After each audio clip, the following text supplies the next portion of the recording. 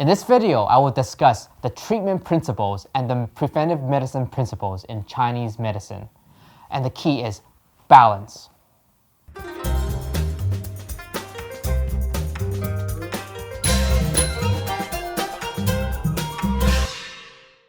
Chinese medicine has a unique perspective on treatment principles. In one word, balance is the key, and the treatment principles can help doctors in terms of planning and the guidelines of the treatments. There are four main types of treatment principles in Chinese medicine. Number one, treat cold with heat. The cold here is the nature of the disease, and the heat here is a property of the medicine.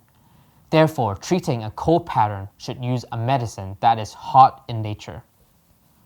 For example, when there is an insufficiency of kidney yang, resulting in impotence, chillness, soreness, and coldness of knees, we can use a herb that is called ro gui, which is heat in nature.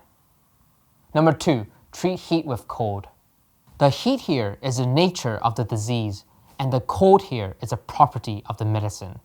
Therefore, treating a heat pattern should use a medicine that is cold in nature. For example, if there is a sore throat, which is caused by the heat, we can use a medicine called banangen to balance the heat and cold of the body. Number three, treat deficiency with tonification.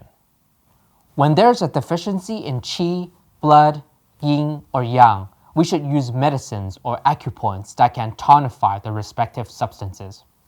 For example, if there's a qi deficiency, we can take ginseng in terms of tonifying the qi in our body.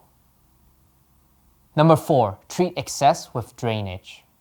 When there's an excess in yin or yang, we could use medicines or acupoints that can drain the respective substances.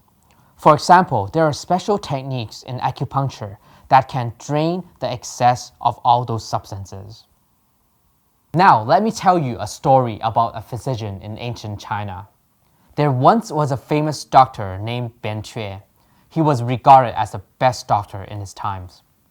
One day, the king asked him, "I know both you and your two brothers are all doctors. Who's the best among you three?" Ben Chia answered, "Well, my eldest brother is the best, my other brother second, and I am the worst." The king was surprised and asked, "Why is that so? You are the most famous among the three of you." Ben Chia then replied, "My eldest brother knows how to treat the disease before its onset. He often prescribes herbs to people even if the patients don't feel they are sick. Therefore, no one recognizes him.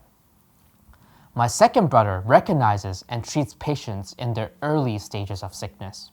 The patients thought only a minor disease were treated. While for me, I only treat patients when they are very serious. Although I have successfully treated them, they and their families have experienced pain. But that is also why I became famous." So what is the moral of the story? Prevention is better than cure. One of the most important principles in Chinese medicine is treating the disease before its onset.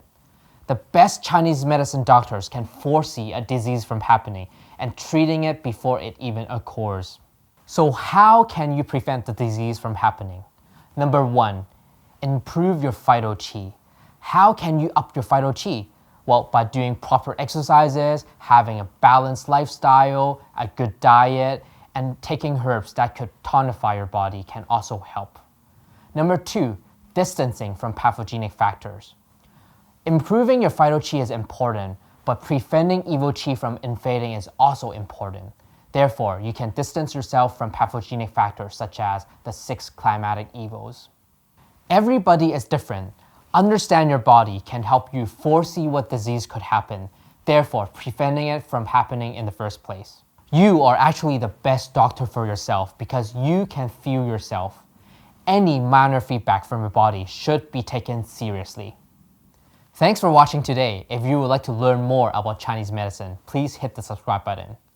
Now that you have understand the foundations of Chinese medicine, I can start to talk about the practical, the how in terms of achieving optimal health. If you have any questions about health or Chinese medicine or any particular topics that you would like me to discuss, please leave in the comment section. I will see you in the next video.